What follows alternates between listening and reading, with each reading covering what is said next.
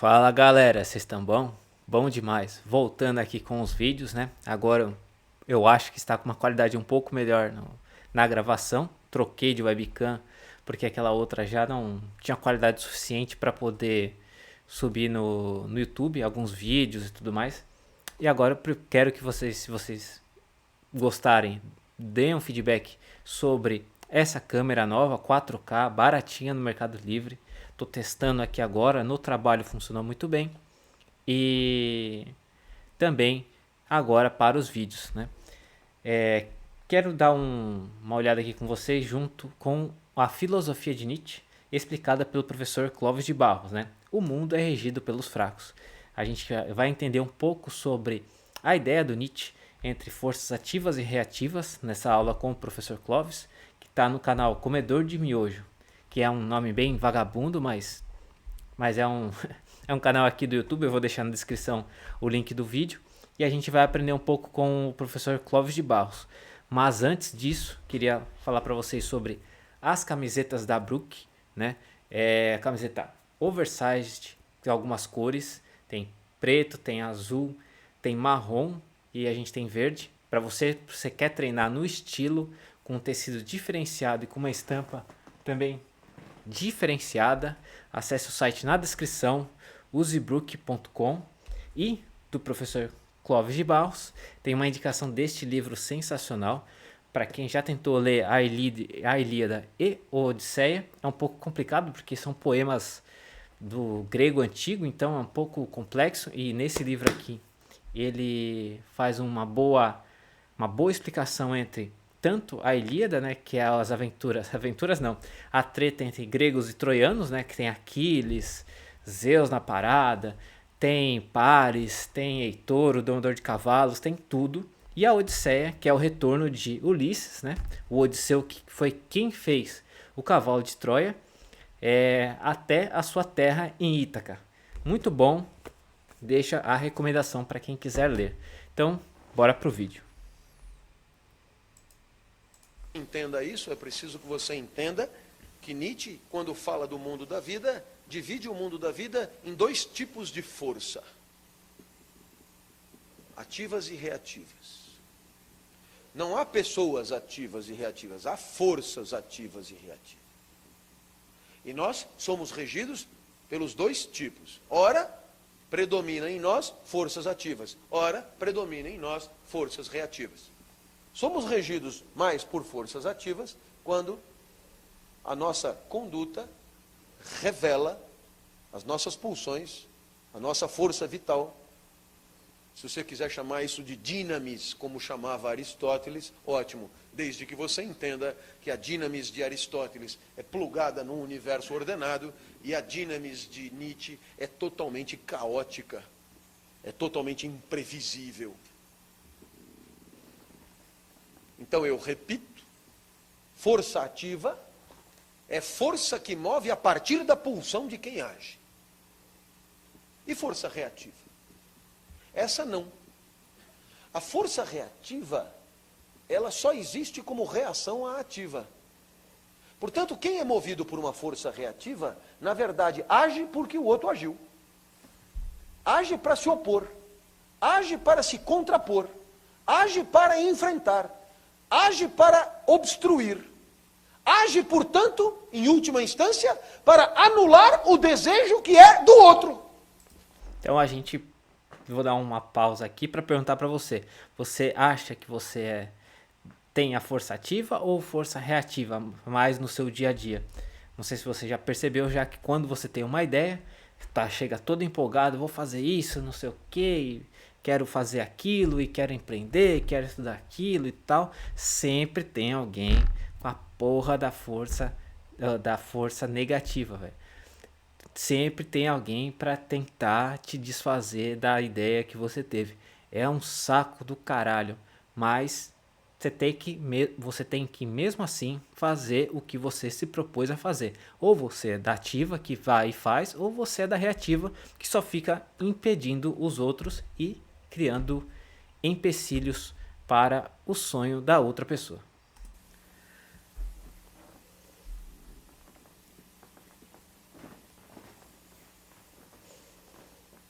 Um exemplo de força ativa é um fulano como o Messi, o Kaká, o Ronaldinho Gaúcho driblando, né? É a pura atividade. Já um exemplo de força reativa é um zagueiro como o Ronaldão, marcando um desses. Um exemplo de força ativa é o pintor que chega diante da tela e, tirando de dentro a sua inspiração, se manifesta através da pintura. Um exemplo de força reativa é o pintor que copia 10 vezes a mesma coisa para vender quadros em série. O exemplo de força ativa é o professor que chega e manifesta a sua potência na aula. Um tesão singular, irrepetível. Uma manifestação de energia que não se reproduzirá mais daquele encontro de células e de átomos ali, sinápticos. O exemplo de força reativa é o professor da sala do lado, que reclama da altura. Está alto, hein? Está alto. E agora eu faço pergunta para você. Quem foi que inventou a moral? Alguém regido por força ativa ou por força reativa? É uma boa provocação. Você já sabe muito bem a resposta, até porque você viu essa parte aqui do vídeo, mas é uma boa reflexão para saber quem de fato inventou a moral e os bons costumes. Era aquela pessoa que era ativa e gostaria de fazer muitas coisas, ou a sociedade podando aqui do lado a pessoa que tinha muita força de vontade ou tinha a força ativa de fazer as coisas? Você nem responde de tão óbvio que é. Porque o cara que vem e põe em cima da mesa o seu tesão não vai pensar em criar regrinha para limitar a própria potência. Quem é que vai definir os decibéis do professor? É o bosta, que não consegue fazer nada, então é ele que vai escrever o regimento interno. Regimento interno é conduta de nego mesquinho, corcunda, feio, postulento. Eu vou atrás dele, eu vou anotar tudo que ele faz, eu vou fazer um dossiê contra ele. Esse é um reativo, feio, broxado, não vive por si. Se por acaso o ativo morrer, ele não tem mais a quem perseguir. Morre por falta de quem perseguir. Vocês conhecem alguém assim? Ou algum alvo que esteja no centro do furacão?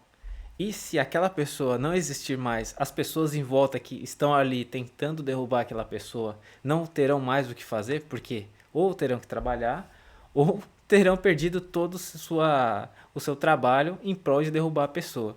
Vocês já pararam para pensar nisso? Será que você é essa pessoa que fica tentando derrubar os outros, ou os outros tentam derrubar você?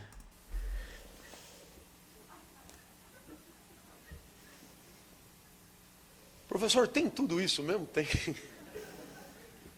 A recomendação que eu faço é você comprar o Crepúsculo dos Ídolos e ler o capítulo 2, cujo título é O Caso Sócrates. E quem é o Sócrates? É o baixinho, maldito, feio, acanhado, miserável, que fica enchendo o saco dos sofistas, entendeu? O sofista está lá, fudido, gritando e bravejando a sua potência. Foda-se se está certo, se está errado o que ele está falando. Aquilo ali é arte, é sedução, é energia, é tesão. E está lá o cara anotando. Aqui está incoerente. Aqui está incoerente. Para quem não sabe, quem leu o Crepúsculo dos Ídolos, Nietzsche não gostava muito de Sócrates, né? Porque Sócrates tinha uma batalha com os sofistas, que eram os criativos, a força ativa dos sofistas de inventar muitas coisas e tudo mais, e Sócrates questionava e ensinava para a juventude grega sobre grego e ateniense, né, sobre a pensar e questionar todas as outras coisas dos sofistas, né? E Sócrates foi condenado justamente por isso, né? Tentaram ainda dar um jeito dele escapar e tal, mas não teve conversa com ele, teve que tomar o veneno e acabou morrendo após o julgamento em Atenas. Merdoso, fraco. Porque ninguém que é regido pela força ativa faz regra. Regra é coisa de reativo. Mas como eu disse no começo, a vitória é das forças reativas. E por quê? Porque como a causa motriz da reatividade é a ação do outro, a força reativa, ela permite associação, aliança. Em compensação, a força ativa, ela tem como mola motriz o tesão de quem age. E isso não tem aliança possível, porque o meu tesão não se alia com o de mais ninguém. O meu tesão é meu. Então, invariavelmente, você tem a disputa, como diz Nietzsche, de gigantes, geniais. Leia-se ele, na verdade, né? Espetaculares, contra um monte de cagadinho, cutucando, miudinho. A moral é o resultado do sindicato dos bundões. E o que costuma acontecer? A vitória deles. A vitória deles. De certa maneira, um exemplo da vitória deles é a democracia.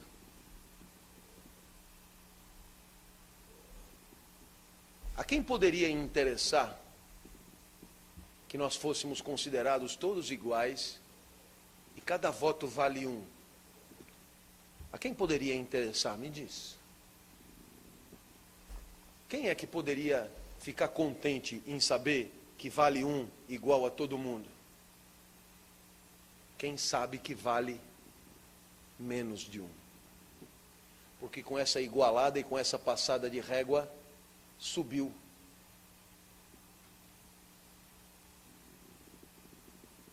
Agora, obviamente que essa história de tudo valer igual não pode interessar aos fortes. Porque esses escorregam. Esses descem. Esses se apequenam. A democracia é o resultado mais claro da vitória dos fracos sobre os fortes. Então vamos conversar um pouco aqui sobre o que o professor quis dizer aqui, né? Sobre a parte da democracia. Então, assim, você tem uma pessoa com uma figura tão forte que ela move multidões. E para ela é interessante que ela seja igual a uma pessoa qualquer que apareceu por aí?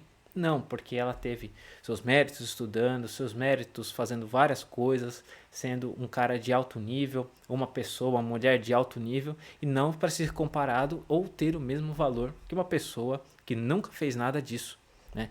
Então, isso que ele quer dizer sobre os fortes ou a mais alta classe ali. E aí, a gente tem lá sobre falando forças ativas e forças reativas, né? Um desses casos é o próprio Júlio César, né? Ele tinha uma força ativa tão grande, que ele não virou o primeiro imperador, que o primeiro imperador romano foi Augusto, mas foi ele o anterior a Augusto, né? E o que aconteceu? Ele tinha tanta força ativa de fazer as coisas que as forças reativas, que como todo mundo conhece, foram os senadores romanos, mataram Júlio César no Senado. Então, foram 57, 77, alguma coisa assim, facadas entre várias pessoas, até o sobrinho dele, Brutus, né, que matou, deu uma facada em Júlio César. Ou seja, as forças reativas se organizaram para acabar com a potência ou a força ativa de Júlio César. Então, isso que vem a democracia. Um cara tão forte, com uma força tão grande assim, as forças reativas foram e sucumbiram com o Júlio César, praticamente, o primeiro imperador romano.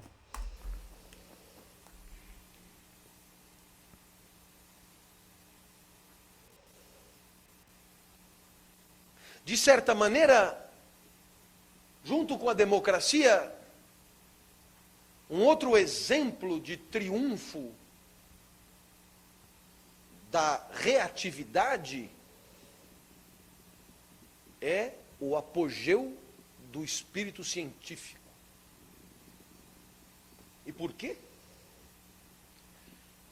Porque quando você faz ciência,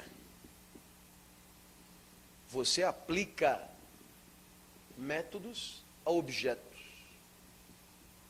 E teoricamente, não faz a menor diferença se é Joaquim ou Manuel a aplicar o método a um certo objeto. Razão pela qual a ciência também higieniza. A ciência tira da sua produção a importância do tesão do cientista. A ciência pasteuriza. Portanto, a metodologia científica é mais uma pirueta da reatividade contra a atividade. Professor, e em que campo os ativos predominam? Só há um lugar aonde o ativo é rei. É a arte. Porque a arte é toda e qualquer manifestação humana regida pelas pulsões do seu agente. O artista nada mais é do que aquele que com a bola nos pés, com o pincel na mão, com a batuta na mão, dando aula ou em qualquer outra atividade, age em função da sua singular e irrepetível energia vital, e não em função de uma técnica a ser repetida 1 milhão de vezes. Então, vocês olharam aqui que o professor falou sobre os artistas, né?